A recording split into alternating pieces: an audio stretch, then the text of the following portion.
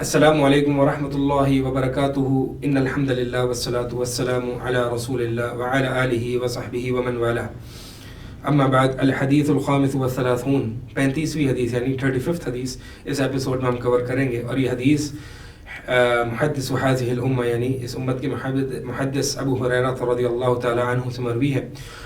اور اس حدیث میں بنیادی طور پر جو اخلاقیات کا ذکر ہے، بنیادی اخلاقیات کا، اور تمام اخلاقیات کے پیچھے جو میسج ہے، جو کرکس ہے حدیث کا، وہ ایک ہے، اور وہ یہ ہے کہ ایک مسلمان کا دوسرے مسلمان کے ساتھ اچھا سلوک، اس سے اخوت، بردرہڈ، اس سے اچھا برتاؤ، اس سے جھوٹ نہ بولنا، اس سے حسد نہ کرنا، اس سے لڑائی جھگڑے نہ کرنا، اس سے دشمنیاں نہ پالنا۔ کیونکہ الحب فی اللہ، اللہ کے لیے محبت کرنا اپنے ایک مومن بھائی سے، یہ بہت ہی امپورٹنٹ ویلیو ہے جو کہ اسلام نے ہمیں سکھائی ہے۔ اور یہ ایک مسلمان کا دوسرے مسلمان سے محبت کرنا یہ انتہائی قیمتی چیز ہے، اور اس کو بڑی اہمیت حاصل ہے ہمارے دین اسلام میں۔ اب انسان ایک مسلمان کا یا ایک مومن کا اپنے بھائی سے محبت کرنا، یعنی دینی بھائی سے، مسلمان بھائی سے محبت کرنا، اس کے پیچھے ایسنس کیا ہے؟ کیوں ایک مسلمان یا ایک مومن جو ہے وہ اپنے بھائی سے محبت کرے؟ تو بنیادی ایسنس یعنی الحب فی اللہ، اللہ کے لیے کسی مومن بھائی یا مسلمان بھائی سے محبت کرنا، اس کے پیچھے جو بنیادی ایسنس ہے یا بنیادی وجہ کہہ لیں وہ یہ ہے کہ ایک انسان، ایک مسلمان جس کی اللہ سے محبت اتنی سالڈ ہو، جو اللہ تعالیٰ سے بہت زیادہ محبت کرتا ہو، جو اللہ پر ایمان رکھتا ہے، تو اللہ سے محبت وہ اتنی کرتا ہے گویا کہ اگر کوئی اور شخص اللہ پر ایمان لائے گا تو میری محبت بھی اس کے ساتھ قائم ہو جائے گی۔ اور جو شخص اللہ پر ایمان لائے گا، چونکہ میں اللہ سے اتنی محبت کرتا ہوں کہ جو اللہ پر ایمان لائے گا میں اس سے محبت کروں گا۔ تو یہ بنیادی ایسنس ہے اللہ کے لیے اپنے بھائی سے محبت کرنا۔ اور بنیادی طور پر حدیث میں جو میسج ہے، the crux of this hadith is loving each other، یعنی مسلمانوں کا آپس میں محبت کرنا ایک دوسرے سے، اور ایک دوسرے سے اچھا برتاؤ کرنا، اخوت کو قائم کرنا۔ یہ ایک معاشرے یعنی اسلامی اخوت، بھائی چارگی، یہ ایک معاشرے کا جز ہے۔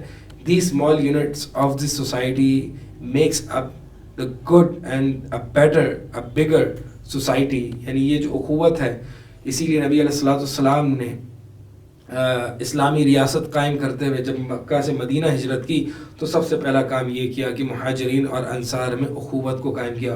اور جہاں کہیں بھی دیکھا کہ مہاجرین اور انصار میں اپنی یا انصار میں اوس اور خزرج قبیلے کی کوئی آگ یا حمیت یا حزبیت کی آگ بھڑک رہی ہے، تو وہاں پہ نبی علیہ الصلوۃ والسلام نے اس کو اسی وقت ختم کیا، کیونکہ یہ ایک اسلامک سوسائٹی اور دین اسلام کے لیے اتنی نقصان دہ ہے۔ انشاءاللہ وہ ہم آگے پڑھیں گے کہ ایک انسان کے دین کو ہلاک کر کے رکھ دیتی ہے، مونڈ کے رکھ دیتی ہے۔ حدیث میں الفاظ آتے ہیں یحلق الدین، جیسے کہ آگے ہم انشاءاللہ پڑھیں گے۔ تو بنیادی سا میسج جو ہے وہ یہ ہے کہ اپنے بھائی سے محبت کرنا، اور اپنے بھائی سے اللہ کے لیے محبت کرنا، کیونکہ آپ کی محبت اللہ کے ساتھ قائم ہے، اور جو اللہ سے محبت کرے گا آپ اس سے محبت کریں گے۔ لہٰذا نبی علیہ الصلوۃ والسلام نے فرمایا لا تحاسدوا ولا تناجشوا ولا تباغضوا۔ ترجمہ کر لیتے ہیں پہلے، اور پھر اس کے بعد انشاءاللہ حدیث کی شرح کریں گے، یعنی حدیث کی وضاحت کریں گے۔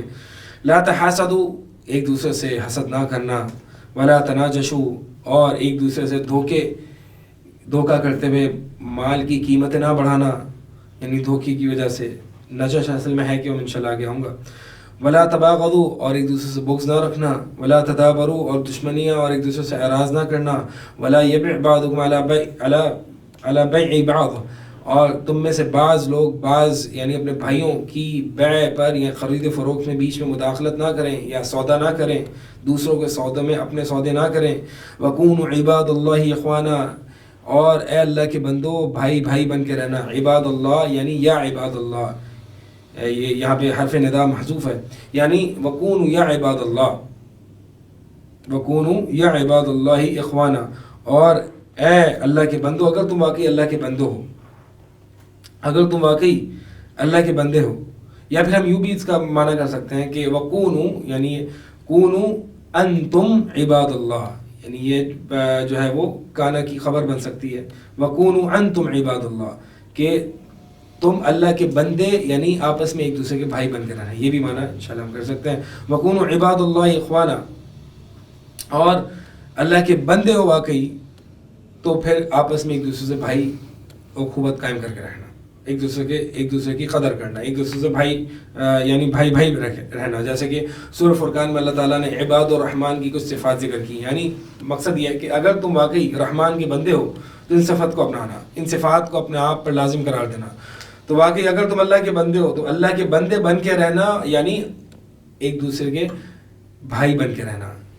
یعنی جب ہم عباد اللہ کو کانا کی خبر لیں گے، اسی لیے عباد اللہ منصوب ہے، تو اگر ہم کانا کی خبر بنائیں گے تو یہ معنی ہوگا کہ اللہ کے بندے بن کے رہنا، یعنی اخوان بن کے رہنا. یعنی اللہ کے بندے کون ہیں؟ جو کہ آپس میں اخوت اور بھائی چارگی جو ہے وہ قائم رکھتے ہیں.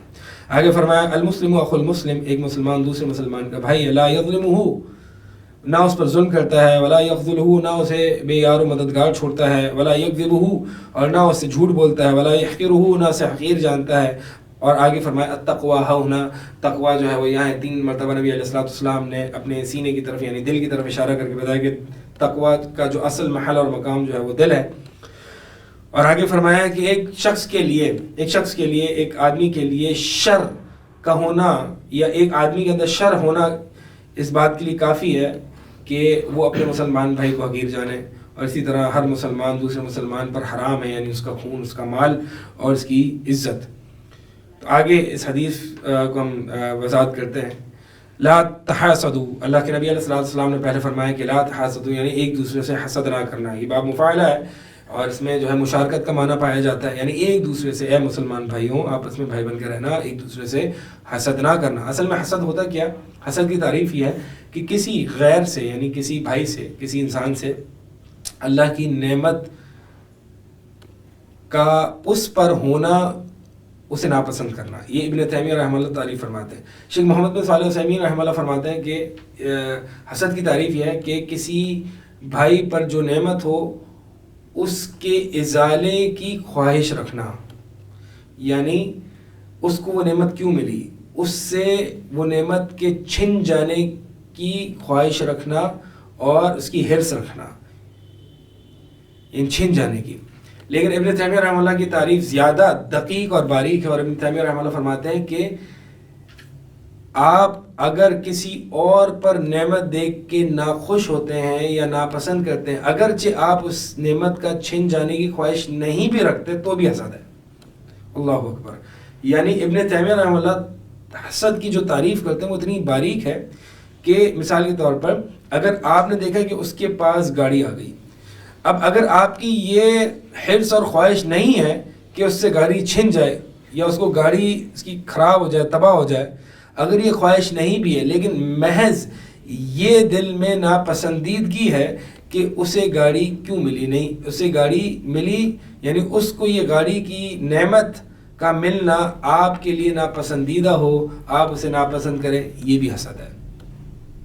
تو یہ حسد جو ہے وہ حسد اصل میں اخوت کے منافی ہے نا، کیونکہ نبی علیہ الصلوۃ والسلام کی حدیث لا یؤمن احدکم حتی یحب لاخیہ ما یحب لنفسہ، کہ ایک بندہ جو ہے تو تم میں سے مومن نہیں ہو سکتا، ایمان نہیں لا سکتا جب تک کہ وہ اپنے بھائی کے لیے وہ پسند نہ کر لے جو اپنے لیے پسند کرتا ہے.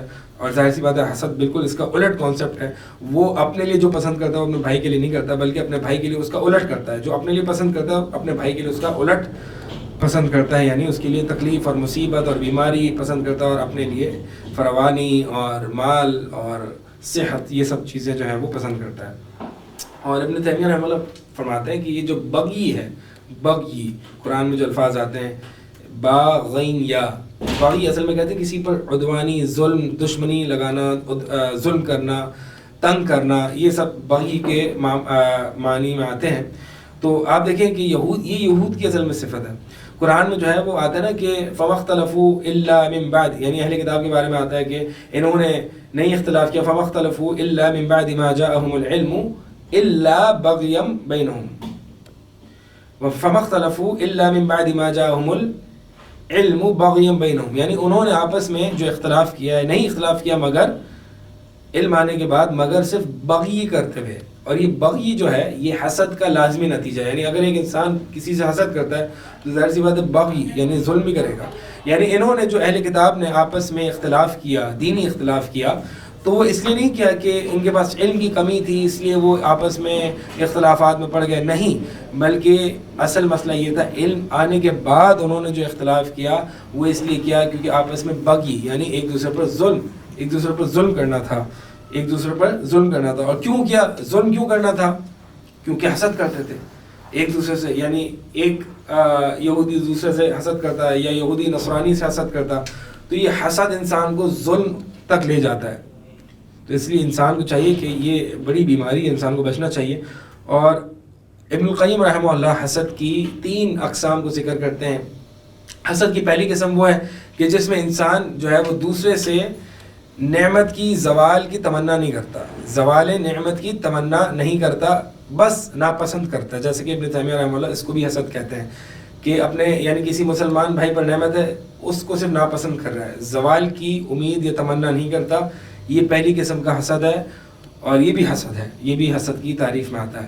دوسری قسم کا جو حسد ہے اس میں جس سے حسد کیا جا رہا ہے اس سے زوال نعمت کی تمنا اور حرص بھی رکھنا، یہ بھی دوسری قسم کا حسد ہے.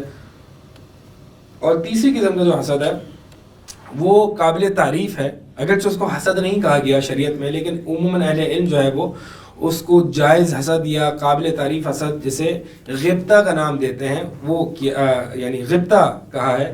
اور وہ یہ ہے کہ کسی اللہ تعالیٰ کی نعمت کسی اور پر ہو تو اس کی تمنا رکھنا بغیر اس نعمت کو اس کے لیے ناپسند کرتے ہوئے اور زوال کی حرص رکھتے ہوئے. یعنی مثال کے طور پر ایک شخص ہے، اس کو اللہ تعالیٰ نے مال و دولت دیا اور اللہ تعالیٰ کے راستے میں خرچ کرتا ہے، تو آپ کی یہ تمنا ہوتی ہے کہ اللہ تعالیٰ مجھے بھی یہ نعمت دے، بغیر یہ تمنا کیے کہ اس سے مال چھن جائے. یا اللہ تعالیٰ نے اس کو علم دیا ہے اور آپ بھی یہ تمنا کرتے ہیں کہ اللہ تعالیٰ مجھے بھی اتنا علم دے کہ میں بھی لوگوں کو علم سکھاؤں اور دین کے راستے سے جوڑوں، بغیر یہ تمنا کیے کہ اس کے پاس سے علم چلا جائے. تو یہ جو ہے اس کو منافسہ کہتے ہیں. اور وفی ذالک فلیتنافس المتنافسون، اللہ تعالیٰ نے قرآن میں فرمایا کہ اسی چیز کے لیے یعنی جنت کے حصول کے لیے، اللہ کی خوشنودی کے لیے، اللہ کی رضا کے لیے، اللہ کا قرب حاصل کرنے کے لیے یہ متنافسین آپس میں تنافس کریں، یعنی کمپیٹ کریں کہ اس نے اتنا دین کا کام کر لیا، میں بھی دین کا زیادہ کام کروں گا. وہ اتنی نمازیں پڑھتا ہے، میں اس سے زیادہ نماز پڑھوں گا. وہ پہلی صف میں پہنچا ہوتا ہے، میں بھی پہنچوں گا. جیسے کہ ابو بکر اور عمر رضی اللہ تعالیٰ عنہما شیخین کریمین کا آپس میں تنافس چلتا تھا. اور عمر بن خطاب رضی اللہ تعالیٰ عنہ کہتے تھے کہ ہمیشہ مجھ سے ابو بکر رضی اللہ تعالیٰ عنہ آگے نکل جاتے ہیں. ایک موقع آیا غزوے کا، اللہ کے نبی علیہ السلام نے اعلان کیا اور ڈونیشنز کو کال کیا، یعنی فنڈ ریزنگ کی کہ اپنے جو بھی مال و دولت اپنی استطاعت کے مطابق دیکھ سکتا ہے تو اسے چاہیے وہ دے. عمر بن خطاب رضی اللہ تعالیٰ عنہ اپنے آپ سے کہتے ہیں کہ آج تو میں ابو بکر کو پیچھے چھوڑ دوں گا. یعنی عمر بن خطاب اپنا آدھا مال وہاں پر لے کے حاضر ہو چکے اور عمر بن خطاب کے مطابق وہ یہ سمجھے کہ آج میں ابو بکر کو پیچھے چھوڑ دوں گا، یعنی میں اپنی آدھی ویلتھ لے کے آ گیا ہوں. لیکن جب دیکھا ابو بکر رضی اللہ تعالیٰ عنہ اپنا مال لے کے آ رہے تھے، پوچھا اللہ کے نبی علیہ السلام نے، اے ابو بکر کیا چھوڑ کے آئے ہو پیچھے؟ ابو بکر کہتے ہیں اللہ اور اس کے رسول کو چھوڑ کے آئے، یعنی اپنا سارا مال لے کے ابو بکر حاضر ہو گئے. عمر بن خطاب کہنے لگے آج کے بعد تو مجھے یہ یقین ہو گیا کہ میں ابو بکر رضی اللہ تعالیٰ عنہ سے آگے نہیں بڑھ سکتا. تو یہ تنافس چلتا تھا، کمپٹیشن. یہ حسد نہیں بلکہ یہ غبطہ ہے، یہ غبطہ ہے، ایک دوسرے سے آگے بڑھنے کی، اللہ کا قرب حاصل کرنے کی جو ہے وہ حرص ہے. تو یہ جو ہے یعنی یہ ہمارے ہاں بلکہ ایک دیندار طبقے میں بھی جو ہے وہ بڑا ایک مفقود سا ہو کے رہ گیا ہے. یعنی ہم نہیں دیکھتے، ہم دینی معاملات میں آپس میں جو ہے وہ پتہ نہیں کیوں کمپیٹ نہیں کرتے ہیں. یہ ہمارا کیوں مسابقت کرنا، سابقوا الی مغفرۃ من ربکم وجنۃ ارضها السماوات والارض. اللہ تعالیٰ نے قرآن میں کئی جگہ یہ آیات ذکر کی ہیں، مسابقت اور تنافس، کہ سابقوا الی مغفرۃ، دوڑو ایک دوسرے سے آگے، ایک دوسرے سابقوا، ایک دوسرے سے آگے بڑھو، مطلقاً آگے بڑھو نہیں، سابقوا باب فاعلہ ہے، ایک دوسرے سے آگے بڑھو اور اللہ کی مغفرت طلب کرنے کے لیے، اس جنت کے لیے جس کی چوڑائی لمبائی آسمان اور زمین کے برابر ہے، ارضها السماوات والارض، جس کی چوڑائی آسمان اور زمین کے برابر ہے. اللہ کے نبی علیہ السلام کی حدیث لا حسد الا فی اثنتین، کہ حسد جو ہے وہ جائز نہیں ہے سوائے 2 جگہوں پر. رجل آتاہ اللہ مالا، وہ آدمی جسے اللہ تعالیٰ نے مال عطا فرمایا، وسلطہ علی حلقتہ فی الحق، اور اللہ تعالیٰ نے اس کو مسلط کر دیا ہے اپنے یعنی وہ اپنے مال کو جو ہے وہ حق کے کاموں میں، دین کے کاموں میں دائیں بائیں خرچ کر رہا ہے، تو اس معاملے میں حسد کرنا، یعنی جو کہ غبطہ کہتے ہیں، اس معاملے میں حسد کرنا جائز ہے۔ اور دوسرا شخص جہاں پہ جس کے لیے غبطہ کرنا جائز ہے وہ یہ ہے کہ وَرَجُلٌ آتَاهُ اللَّهُ الْحِكْمَةَ، وہ انسان جسے اللہ تعالیٰ نے حکمت دی یعنی علم دیا ہے، چونکہ علم جو ہے وہ حکمت کا ہی نام ہے، فَهُوَ يَقْضِي بِهَا، تو اس کے مطابق، اس علم کے مطابق فیصلہ کرتا ہے، وَيُعَلِّمُهَا النَّاسَ، اور لوگوں کو بھی علم دیتا ہے، تو اس سے غبطہ کرنا یعنی اللہ تعالیٰ سے تمنا کرنا کہ کاش میں بھی یہ ہوتا، کاش میں بھی یہ ہوتا۔ آج ہماری تمنا ہے دیکھیں کہ کاش میں بھی بل گیٹس ہوتا، کاش میں بھی یہ ہوتا، کاش میں بھی وہ ہوتا۔ یہ کس طرح کی ہماری غبطہ، یعنی ہم اگر غبطہ کرتے بھی ہیں تو دنیا دار قسم کے لوگوں سے کرتا ہے، دین دار قسم کے لوگوں سے، اور جو بڑے لوگ جو کہ علماء، فضلاء اور صاحب حیثیت انسان ہیں جو کہ اللہ کے راستے میں دن اور رات خرچ کرتے ہیں، ان سے غبطہ کرنا، ان سے غبطہ کرنا یہ ممدوح ہے، یہ قابل تعریف ہے۔ اور یہ جو حسد ہے، حسد، یہ ابن القیم رحمہ اللہ بڑی ہی بہترین اور خوبصورت بات کہتے ہیں حسد کے متعلق اور کبر کے متعلق اور حرص کے متعلق۔ فرماتے ہیں کہ گناہ کے 3 اصول ہیں، گویا کہ 3 دروازے ہیں، یہ 3 دروازے اگر گناہ کے کھل گئے تو انسان پر گناہوں کے تمام دروازے کھل جاتے ہیں۔ تو 3 بنیادی پرنسپلز کہہ لیں، اصول الخطا کہہ لیں، یا گناہ کے دروازے کہہ لیں، 3 بنیادی دروازے ہیں، ان سے اپنے آپ کو بچا کے رکھیں، تمام گناہوں سے انشاءاللہ آپ بچ جائیں گے۔ اور وہ 3 گناہ کے دروازے کون سے ہیں؟ پہلا گناہ کا دروازہ کبر، تکبر، یہ ابلیس نے کیا تھا آدم علیہ السلام سے، اس لیے ہلاک ہو گیا۔ دوسرا دروازہ حسد، یہ بھی ابلیس نے کیا تھا آدم علیہ السلام سے، کہ میں اس کو کیوں سجدہ کروں، میں اس سے بہتر ہوں، اللہ تعالیٰ نے اس کو اپنے ہاتھ سے کیوں پیدا کیا، وغیرہ وغیرہ، حسد۔ اور اسی طرح آدم علیہ السلام کے 2 بیٹوں میں سے ایک بیٹے نے دوسرے سے حسد کیا، اس کو قتل کر دیا، تو اس نے قتل کر دیا۔ اور تیسرا جو ہے وہ حرص ہے، حرص یعنی کسی چیز کی حرص رکھنا۔ تو اسی لیے ابن القیم رحمہ اللہ فرماتے ہیں کہ کفر جو ہے، کفر یہ تکبر میں سے ہے، انسان اللہ کو نہیں مانتا، اللہ کی نعمتوں کو نہیں مانتا، اللہ کے آگے نہیں جھکتا، تکبر ہے۔ اور دوسرا والمعاصی من الحرص، اور یہ جو گناہ انسان کرتا ہے وہ حرص کی وجہ سے کرتا ہے۔ کفر انسان تکبر کی وجہ سے کرتا ہے، گناہ حرص کی وجہ سے کرتا ہے، اور ظلم جو ہے وہ حسد کی وجہ سے کرتا ہے۔ اگر ان تینوں دروازوں کو بند کرتے تو ظلم سے بھی انسان اپنے آپ کو روک لے گا، معصیتوں سے بھی اپنے آپ کو روک لے گا، اور کفر سے بھی روک لے گا۔ یہ 3 اصول الخطا، اصول الخطایا، ابن القیم رحمہ اللہ فرماتے ہیں کہ ان تینوں سے انسان جو ہے وہ اپنے آپ کو بچنے کی کوشش کرے۔ یہ جو حسد کے جو مفاسد ہیں نا وہ بڑے خطرناک ہیں، یہ یہودیوں کے ساتھ مشابہت ہے، کیونکہ یہود جو ہے وہ حسد کیا کرتے تھے کہ یہ ہم محمد صلی اللہ علیہ وسلم یہ ہم میں سے کیوں نہیں آئے، عرب میں سے کیوں آئے، یا یہ جو ہے وہ بنو اسحاق میں سے کیوں نہیں آئے، بنو اسماعیل میں سے کیوں آئے، اس لیے ہم نہیں مانیں گے۔ اور وہ اپنے لیے خیر یعنی جو ان پر نعمت کی گئی تھی وہ اپنے سے دوسروں کے لیے پسند بھی نہیں کیا کرتے تھے، اس لیے یہودیوں کی بنیادی صفت ہے۔ اسی طرح حسد کرنا یہ جو ہے وہ اللہ کی تقدیر پر گویا کہ ایک اعتراض ہے، کہ آپ مجھے یہ بتائیں کہ اگر کسی کو کوئی نعمت ملی ہے اور آپ اس سے حسد کر رہے ہیں تو گویا کہ آپ اللہ کی تقدیر پر اعتراض کر رہے ہیں کہ اسے کیوں ملا، یعنی آپ اللہ کو بتائیں گے اس کو ملنا چاہیے تھا، نہیں ملنا چاہیے تھا، تو یہ گویا کہ اللہ کی تقدیر پر اعتراض بھی ہے۔ اور اسی طرح انسان کو یہ غم اور ڈپریشن میں مبتلا کرتا ہے، کیونکہ اللہ تعالیٰ کی نعمتیں ہیں، اللہ تعالیٰ کی نعمتیں لا تحصیٰ، اللہ تعالیٰ کی نعمتیں کوئی شمار میں نہیں آتی، اللہ تعالیٰ جس کو چاہے نوازتا رہے گا، اور جس سے آپ کو حسد ہے اللہ تعالیٰ اس کو نوازتا رہے گا، آپ غم میں غم، ڈپریس سے ڈپریس ہوتے جائیں گے۔ تو انسان اپنی صحت کا ہی اور اپنا ہی نقصان کرتا ہے حسد کرتے ہوئے، اللہ کی تقدیر کا وہ کچھ نہیں بگاڑ سکتا، نہ ہی وہ جس سے حسد کر رہا ہے اس کو وہ کوئی نقصان پہنچا سکتا ہے الا باذن اللہ۔ اور اسی طرح حسد جو ہے انسان کی نیکیوں کو کھا جاتی ہے، انسان کی نیکیوں کو کھا جاتی ہے۔ تو اس کا علاج جو ہے، اس کا علاج، حسد کا علاج اہل علم فرماتے ہیں کہ پہلے دونوں دعا کریں۔ دعا کس کے لیے؟ اپنے لیے بھی کہ اللہ مجھے حسد سے بچائے، اور اس کے لیے بھی جس سے آپ کے دل میں جس کے لیے حسد آ رہا ہے، آپ کے دل میں جس کے لیے حسد آ رہا ہے اس کے لیے دعا کریں، اللہ اس کو معاف کر دے، اس کو اور نعمتیں دے، اللہ اس کو اور علم دے، اس کو اور پیسہ دے۔ اس سے ہوگا یہ کہ آپ اس کے لیے اور دعا کر رہے ہیں تو اس سے آپ کا حسد کم ہوگا۔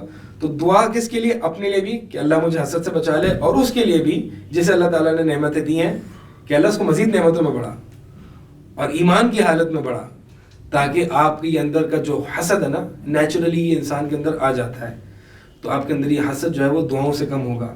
تو اسی طرح دعائیں کریں، اور اسی طرح جو اللہ تعالیٰ نے آپ کو دیا اس پر راضی ہو جائیں. آپ وہ دیکھیں جو اللہ تعالیٰ نے آپ کو دیا ہے, دوسروں کو کیوں دیکھتے ہیں؟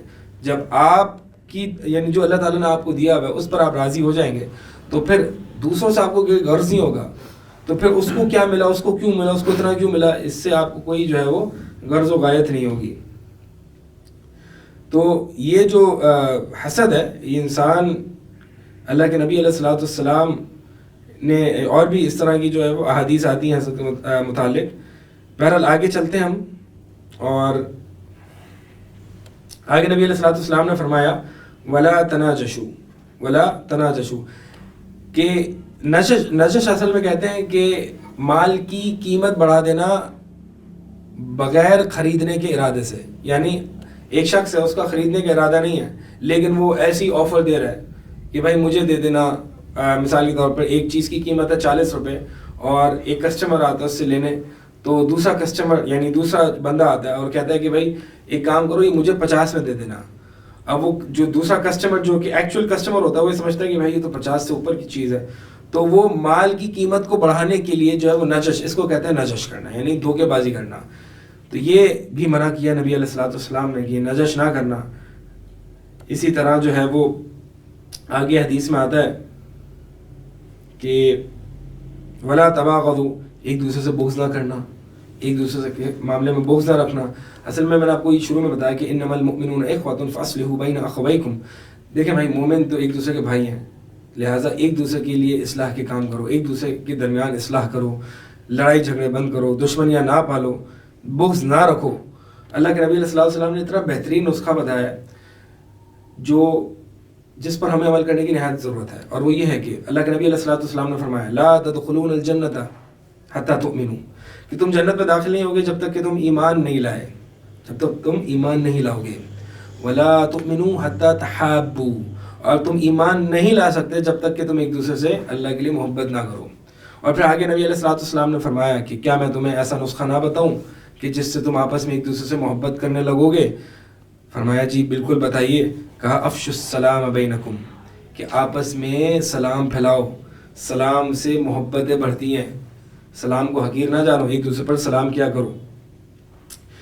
دشمنیاں اپنے بھائیوں سے رکھنا یہ کتنا بڑا, اس کا دین بھی کتنا بڑا, یعنی ایک آپس میں دشمنیاں رکھنا ایک مسلمانوں کا آپس میں, اس سے دین کتنا نقصان میں آتا ہے اس حدیث سے اندازہ لگا. ابو درداء رضی اللہ تعالی عنہ سے مروی ہے کہ نبی علیہ الصلوۃ والسلام نے فرمایا الا اخبرکم بافضل من درجۃ الصیام والصلاۃ والصدقہ, کہ کیا میں تمہیں نماز, روزہ اور صدقے سے بہتر عمل نہ بتاؤں؟ فرمایا بالکل بتائیے. بلا یا رسول اللہ. قال صلاح ذات البین, آپس میں ایک دوسرے کی اصلاح کرنا, آپس میں دشمنیاں ختم کرنا.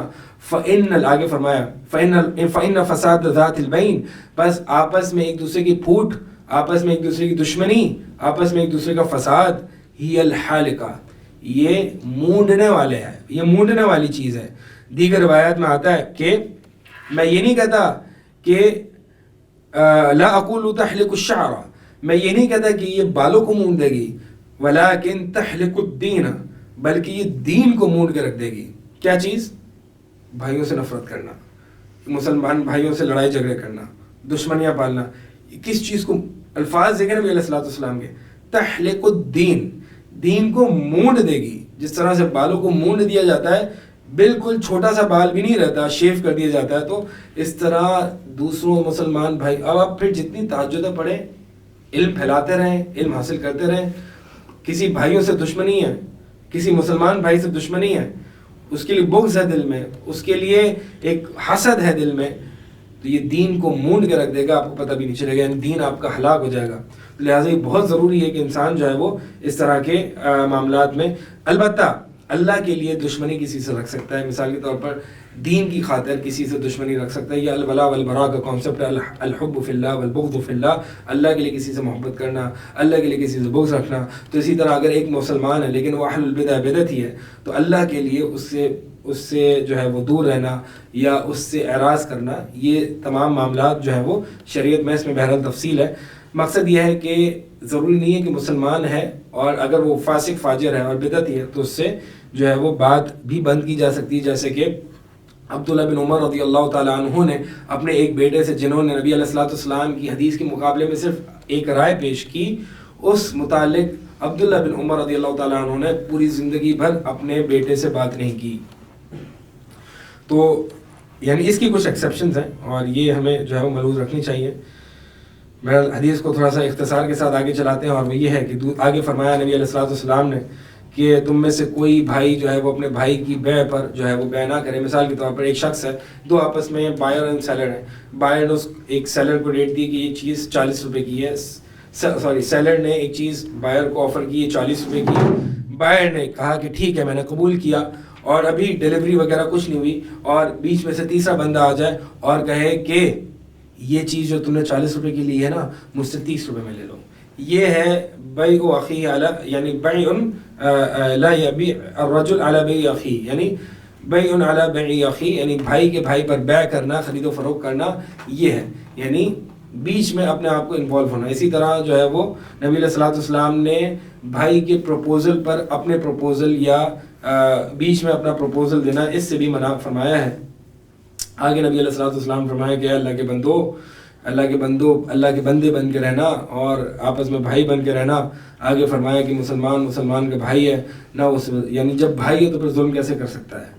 کیسے کوئی ظلم کر سکتا ہے اپنے بھائی پر؟ کیسے اس کو بے یار و مددگار چھوڑ سکتا ہے؟ کیسے اسے جھوٹ بول سکتا ہے اور اس کو حقیر بھی نہیں جان سکتا؟ اور ایک مسلمان کے لیے کافی ہے، کہ وہ اپنے بھائی، یعنی مسلمان کے شریر ہونے کے لیے، شر ہونے کے لیے کافی ہے کہ وہ اپنے بھائی کو جو ہے وہ اپنے بھائی کو حقیر جانے.